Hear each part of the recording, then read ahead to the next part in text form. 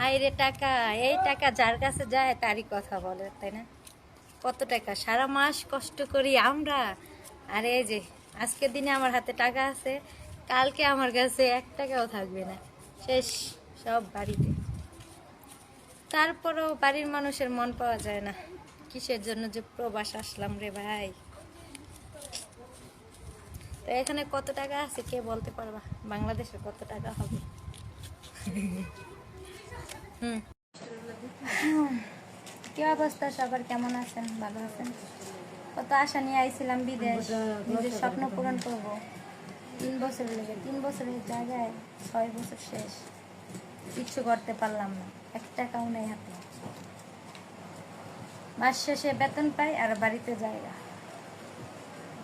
এখানে আছে 270 টাকা, বাংলাদেশের 45,000 টাকা, আমার 2 মাসের স্যালারি। বিয়ে হবে বাড়িতে, তারপরে বলবে টাকা কি করি, টাকা কি করি।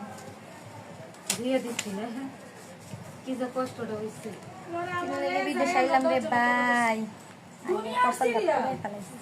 সকালে ধরে 2 দিন ছুটি পাইছি, 1 দিন শেষ, কত কাম করছি চেহারা দেখে বোঝা যায়। মশলা বাড়তে বাড়তে হাত লাল হয়ে গেছে, আবার মুড়ি বাচ্ছি। এই যে কাজের মাই, আমি সব পারি।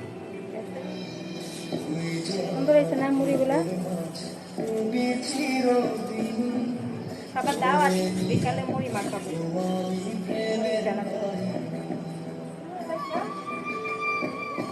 আইসা পড়ে না, আরো কাজ বাকি আছে, পিঠা বানাইতে যাবো।